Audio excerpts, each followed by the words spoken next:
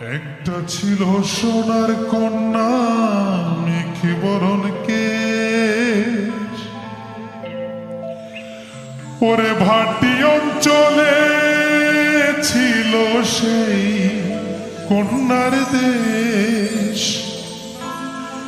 দুই চোখে তারা হারে কি মায়া, নদীর জলে পড়ল কন্যার ছায়া। তাহার কথা বলি, তাহার কথা বলতে বলতে নাও দৌড়ায়া চলি। তাহার কথা বলি, তাহার কথা বলতে